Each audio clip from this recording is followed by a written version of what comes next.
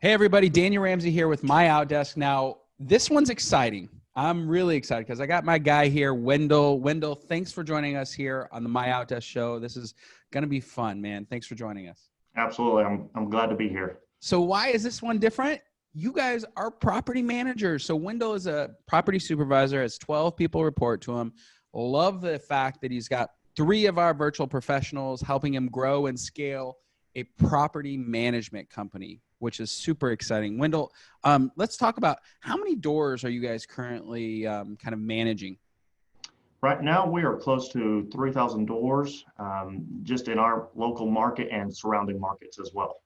And it's called Minix Properties. Is that right? Yeah, Minix Property Management. Yes, sir. I love it. I love it. Okay, we're going to definitely drop the website in here and so everybody can kind of see what you guys do and understand like the business.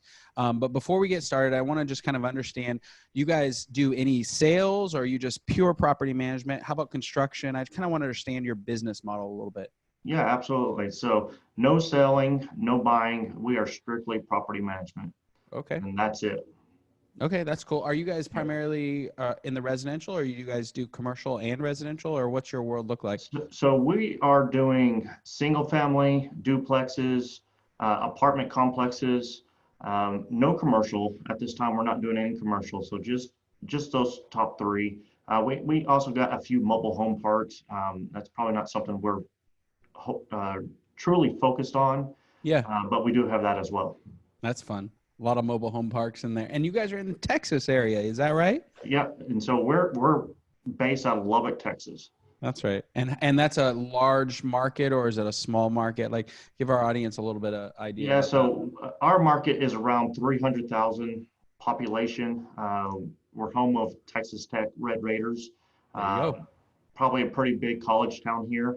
Mm-hmm. And we get a lot of in and out traffic each year. You know, what's interesting is if you guys are doing 3,000 doors for 300,000 people, that's a pretty big share of the market. I would assume you guys are one of the largest property management companies in your city. Is that right? Yes, that's pretty much true. You're like, yeah, we're the big dogs. Well, I mean, we do have some competition, and yeah, I wouldn't call them competition. We do share information to each other. Okay. I would definitely say that we're one of the largest companies in our area. Okay, cool.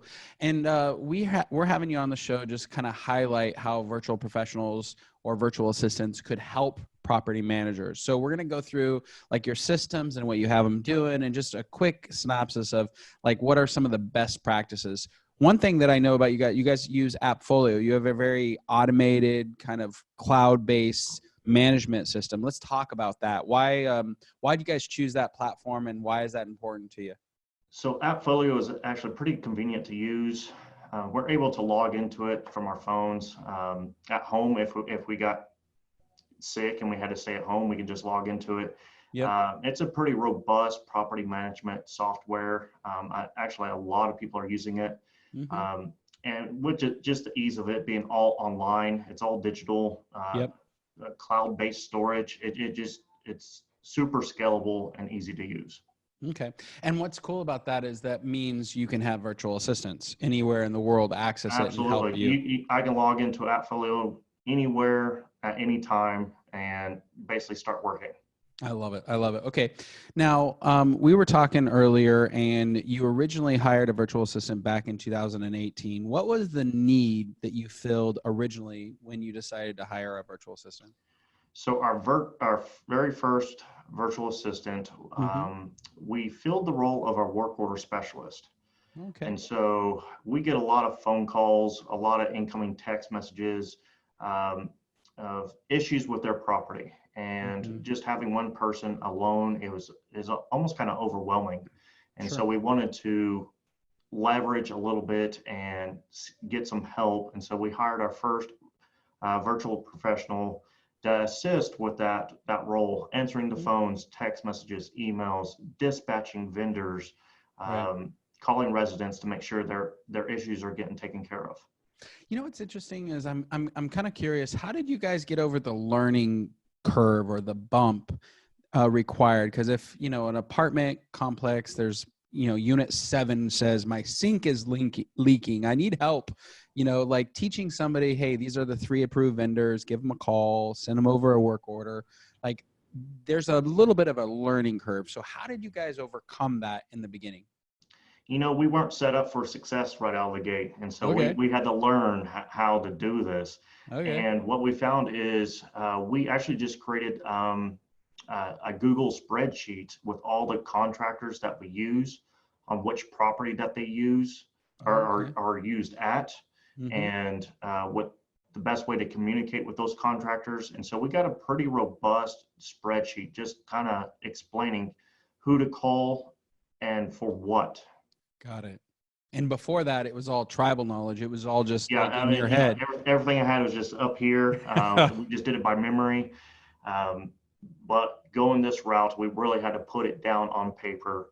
And now it's a system. And so we have the spreadsheet with all of our vendors, how to contact them and what do they do. Yeah. And so we can actually bring in any virtual assistant at this time, and they can just pick it up and run. Yeah, I love it. How about training? Was it a hands-on kind of thing, or did you do a video call like we're doing right now? Or like, how did you train them in the first 90 days? Yeah, it's just like what we're doing right here. And so we would pull them up, webcam, we'd have them up all day, and they would just sit there, and we can actually share our screen. And so they can see our screen. Right. And they just basically watch what we're doing while listening to us, listening to our phone calls. Just explaining things whenever we didn't have a phone call, just going through the whole process. And so it's like training a normal person, like they're sitting right next to you. They're actually just hearing your voice and looking at your screen. I love it. I love it. What prompted you to decide to hire your second batch? Because you started with one, you filled the role, you decided, hey, this works. How long did it, actually, that's a great question. How long did from hire to like, okay, this virtual assistant thing, it's for us, it works. How long did that take you guys? I don't know if I actually counted the years or how long it took, but I would say 2 years before our next hire. Okay. All right. Good deal. And what prompted you to decide to add more people on? So we're looking at ways to leverage our business. How do we take what we have, increase the volume? Our issue was phone calls. We're getting way too many phone calls. We couldn't answer them all. And so how do we leverage that? And we didn't necessarily need someone in office to do that. Yep. And we were successful in the work order department. So let's try it again with our leasing team answering the phone calls. And we're just looking for leverage. Yep. So you had a need, you were growing. Yep. You knew that your people on your team needed to be focused on the high dollar, most important activities. And you saw us as an opportunity to add leverage to the team at a low cost. Absolutely. Okay, cool. What have you learned? Because it's relatively new. So I always like to jump in when things are new because we can teach in those moments. You're 2 or 3 months in with your 2 new virtual assistants. Right. What have you learned so far in that process? Again, it's going back to the same thing I really learned the first go around is we need to make sure that all of our systems and tools are actually recorded up to date so that when they come on board, they can access everything. They have all the tools needed to be successful. And it's just, it's that small little key that makes the big difference, is just making sure all your systems, all your scripts, all the information is available and up to date. That's right. You guys, because the second person is really a phone person who is kind of, taking calls when somebody's interested in leasing a property. So you had to actually teach them a little bit of sales, a little bit of scripting. Let's Absolutely. talk. Yeah. How did that work? What did you do in that scenario? So again, it came down to them just watching our screen and listening to us as we speak on the phone. And it's a little bit different since they don't actually get to see the property. They can photo wise, but they don't actually get to physically see the properties. But listening to us speak to these prospects coming in and them just knowing all the amenities that they can find online now really did help with that. Okay. So that's a good question. Yeah, okay. So I'm a real estate broker. I did a bunch of real estate stuff back in the day.